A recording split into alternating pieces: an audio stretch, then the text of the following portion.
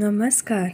आपण ऐकत आहात श्री ब्रह्मचैतन्य महाराज गोंदवलेकर यांची प्रवचने. वाचन स्वर अनुपमा संकेत. विषयाचा ओढा भगवंताकडे लावावा.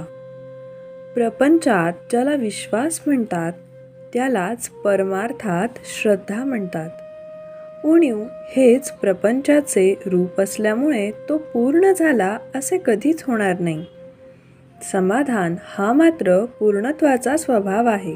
निर्हेतुक कर्म करण्याने खरी सात्विकता उत्पन्न होते आणि पुढे पूर्णाहुती दिली जाईल. अशा प्रकारे सर्वस्व अर्पण करणे याचेच नाव यज्ञ होय. त्याग आणि भगवंताचे स्मरण हा यज्ञाचा खरा अर्थ होय. परमार्थ साधला की बुवाचा देह पुष्ट होतो. तो काय दुधाचा रतीब लावतो?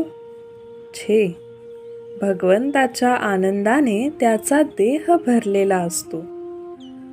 परंतु साधकावस्थेमध्ये त्याचा देह कष्टामध्येच ठेवलेला असतो. खरे म्हणजे परमार्थी माणसाने दैनवाने राहण्याचे कारण नाही. पैसा असेल तर त्याने रोज श्रीखंडपुरी खावी, पण उद्या जर उपास पडला तर मात्र आजच्या पक्वानांची आठवण होता कामा नये. सर्वात गृहस्थाश्रम श्रेष्ठ सांगितलेला आहे. ज्याला हित करून घ्यायचे आहे त्याला गृहस्थाश्रमासारखा आश्रम नाही. पण लग्न करून सर्व काळ विषयात घालवू लागलो आणि प्रपंचाची कर्तव्ये करण्याची राहिली तर मग लग्न करून काय साधेल? उद्योग करून पोट भरायचे हे खरे, पण नोकरी करून मालकाला सर्वस्व मानू लागलो आणि देहाला विसरलो तर उपयोग नाही.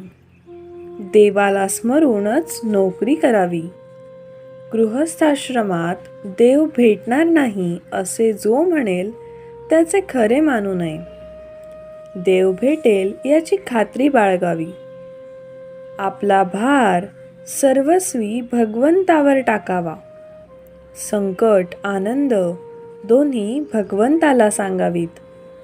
ज्याला स्थितीत भगवंताने ठेवलेले आहे त्या स्थितीत समाधान मानावे.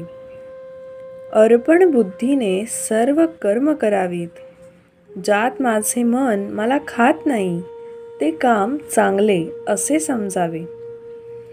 कोणत्याही मनुष्याला जोपर्यंत या प्रपंचामध्येच सर्व काही आहे असे वाटत असते तोपर्यंत तो परमार्थापासून दूर असतो.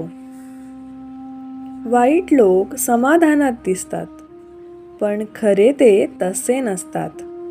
वाईट कृत्ये करणाऱ्याला कधी ना कधी तरी पश्चाताप झाल्या वाचून राहत नाही. एखादी बाई आपल्या सावत्र मुलाला ज्याप्रमाणे खायला प्यायला घालते पण आतून तिचे त्याच्यावर प्रेम नसते, त्याप्रमाणे आपण परमार्थाला वागवतो. खरे म्हणजे आपले इथेच चुकते. आपला ओढा जो विषयाकडे आहे तो भगवंताकडे लावला की परमार्थ साधला. ज्याने विषयातले सुख भगवंताकडे लावले म्हणजे भगवंताच्या स्मरणात ज्याला सुखात समाधानाचा लाभ झाला त्याचे जन्माला येऊन खरे कल्याण झाले.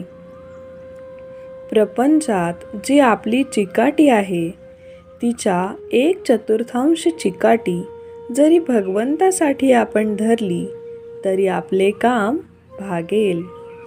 सुंदर दिवसाच्या सुंदर शुभेच्छा.